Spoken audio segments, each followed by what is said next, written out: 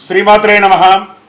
సద్గురు జ్యోతిషాలయం వారి జూలై నెల రాశి ఫలితాలన్నీ గోచార ప్రకారంగా అన్ని వర్గాల వారిని దృష్టిలో పెట్టుకొని ప్రిడిక్ట్ చేస్తున్నాం అనమాట.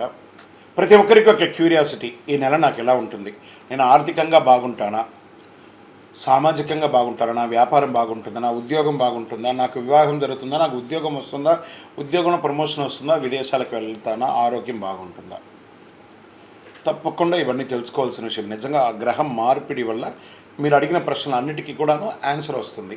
ఈ గోచార గ్రహస్థితి ద్వారా చెప్పేది మీ యొక్క వ్యక్తిగత జాతకానికి ఒక 40% మాత్రమే వర్తిస్తుంది. ఎందుకంటే మీరు పుట్టినప్పుడు ఒక లగ్నం ఉంటుంది, మీ టైం ప్రకారం ఆ నక్షత్రం ఉంటుంది. ఆ నక్షత్రానికి 4 పాదాలు ఉంటాయి, ఒక్కొక్క పాదానికినో ఈ రాసులన్నీ ఉంటాయి. కాబట్టి దాన్ని దృష్టిలో పెట్టుకొని ఒక రాశికి 9 పాదాలు, 9 రకాలుగా ఉంటుంది. కాబట్టి ఏ నక్షత్రం వారి పాద గుణాలను బట్టి ఆ జాతకం కూడా మారుతూ ఉంటుంది.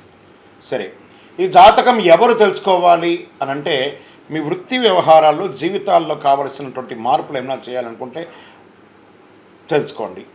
మీ యొక్క వ్యక్తిగత జాతకంలో బాగా మళ్ళీ చెప్తున్నాను చూడండి, చదువుకు సంబంధించి ఇవన్నీ కూడా తెలుసుకోండి, వ్యాపారం సంబంధించి ఇవన్నీ తెలుసుకోండి.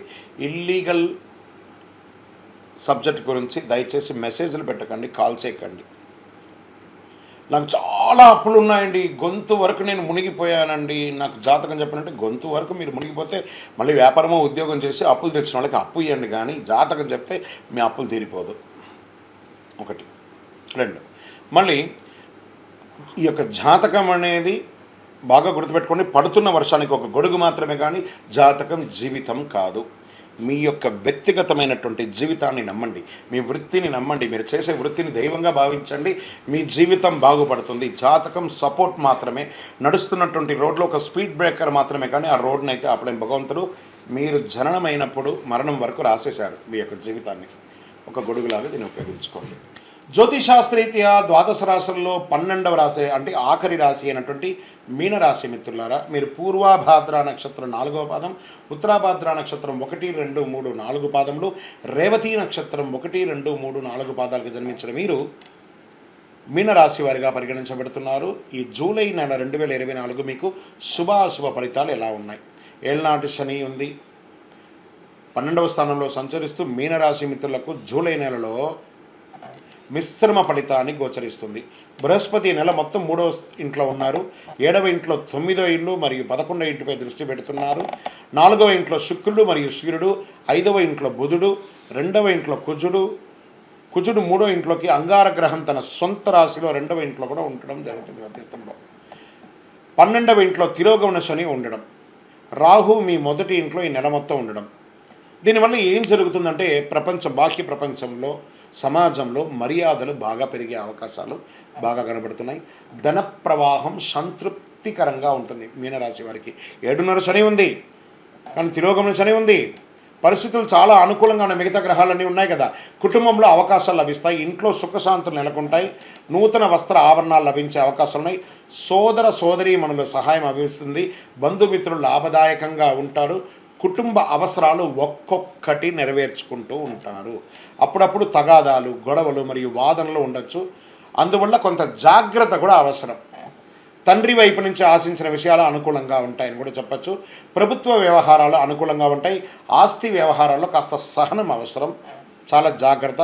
కొంతమంది ఆటంకాలు ఎదురైనా అవన్నీ కూడాను పక్కకు పెట్టి వివాహం కాని వారికి పెళ్లి జరిగే అవకాశాలు బాగా ఉన్నాయి. ఇంట్లో శుభకార్యాలు జరిగే అవకాశాలు ఉన్నాయి. కుటుంబ సమేతంగా దేవాలయాలకి శుభయాత్రలకు వెళ్ళే అవకాశాలు బాగా కనబడుతున్నాయి. ప్రయాణించేటప్పుడు మీ విలువైనటువంటి వస్తువులు జాగ్రత్త. ఉద్యోగులు, సహోద్యోగులు మీతో పనిచేయడానికి సిద్ధంగా ఉంటారు. ఆఫీసులో చురుగ్గా ఉంటారు. మీ సూచనలు యాజమాన్యం స్వీకరించే అవకాశాలు 100కు 1000% ఉంది. మీ సీనియర్ నుండి కూడా మీకు మద్దతు లభించే అవకాశాలు ఉన్నాయి. పదోన్నతి పొందే అవకాశాలు ఉన్నాయి. జీతాలు పెరిగే అవకాశాలు ఉన్నాయి. ట్రాన్స్ఫర్స్ అయ్యే అవకాశాలు ఉన్నాయి. వృత్తి వ్యాపారాల్లో లాభాలు ఉంటాయి.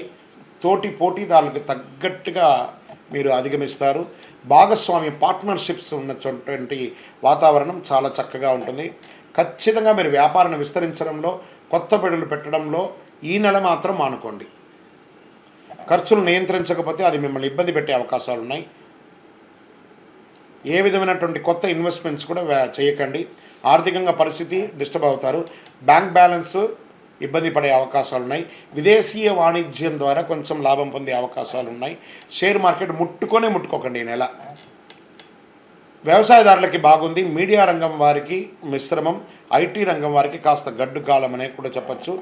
ఆరోగ్యం పట్ల శ్రద్ధ వహించాలి. కళ్ళల్లో ఎప్పుడు నీరు కారుతూ ఉండడం, కళ్ళల్లో నొప్పి రావడం, పాదాలు లేదా మెడిమల దగ్గర నుంచి నొప్పి రావడం, నరాలు కొంచెం వీక్నెస్గా ఉండడం, ఏదో విధమైనటువంటి గాయాలు, బెణుకులు వంటి సమస్యలు ఉండే అవకాశాలు ఉన్నాయి.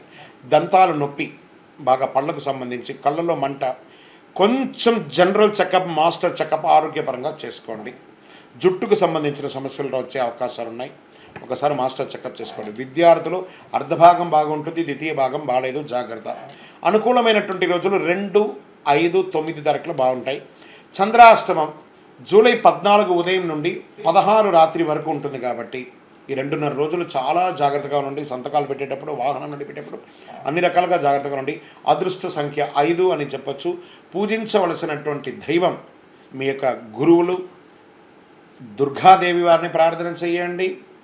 దక్షిణామూర్తిని ప్రార్థన చేయండి. దక్షిణామూర్తి స్తోత్రం పారాయణం చేయండి. ప్రతిరోజు పారాయణం చేస్తే కూడా మంచిది. శుక్రవారంలో అమ్మవారికి ప్రార్థన చేయండి. కరుంగాళి మాలను ధరించండి. పింక్ అండ్ బ్లూ కలర్ మీకు చాలా కలిసి వస్తుందని కూడా చెప్పవచ్చు. ఇష్టదైవం ప్రార్థన చేయండి. ఇంకనూ సకల దోషాలు తొలగి ఆనందంగా ఉండడానికి మీ యొక్క వయస్సు ఎంత ఉందో అన్ని దీపాలను మీ పరిసర ప్రాంతాల్లో ఉన్నటువంటి దేవాలయంలో ఏదో ఒక రోజు, మీ పుట్టినరోజే అనుకోండి డేట్, ఆ డేట్ని గుర్తు పెట్టుకొని మీ పరిసర ప్రాంతాల్లో ఉన్నటువంటి దేవాలయాల్లో పోయి దీపం వెలిగించండి. ఆనందంగా ఉంటారు. ఈరోజు మనం చెప్పుకోబోయే ఒక ముఖ్యమైనటువంటి విషయం ఏమంటే, చాలామందికి ఒక భయం, శని భగవానుడు అంటే ఒక భయం. శని వక్రగతి అనేది అవుతుంది. ఇది వచ్చి రెగ్యులర్ ప్రాసెస్ అండి. మనం ఇదివరకు కూడా ఈ పంచగ్రహ కుటుంబం గురించి చెప్పాము. అలా అయిపోతుంది, ఇలా అయిపోతుంది అంటే దానికి మనం ఒక వీడియో ఇచ్చాం. చాలామంది పాజిటివ్గా దానికి రెస్పాండ్ అయ్యారు. ఇవన్నీ కూడా రొటీన్ లైఫ్లో జరుగుతున్నట్టు చూడండి. మేము జూన్ నెల ఇచ్చాం, మే నెల ఇచ్చాం, ఏప్రిల్ నెల ఇచ్చాం, మార్చి నెల ఇచ్చాం, ఇప్పుడు జూలై నెల కూడా ఇవ్వబోతున్నాం. ఇదన్నీ రొటీన్. అలాగే శని కూడా తన యొక్క గమనంలో ఇదొక రొటీన్ జర్నీ అనమాట. శని వక్రగతి తిరోగమనాన్ని ఎలా చెప్తున్నా అంటే, జ్యోతిష్ శాస్త్ర ప్రకారం కర్మ ప్రకారం ఫలితాలను ప్రసాదించేవాడు మరియు న్యాయాధిపతి అయినటువంటి వాడే శనేశ్వరుడు. శని ఈశ్వర శబ్దం కలిగిన వాడు. ఏ దేవుడికి కూడా ఈశ్వర శబ్దం రాలేదు, ఈయనకి మాత్రం శనేశ్వరుడు అని పేరు వచ్చింది. 30 సంవత్సరాల తర్వాత తన సొంత రాశి అయినటువంటి కుంభరాశిలో వక్ర నివృత్తిని పొందుతున్నారు ఈయన.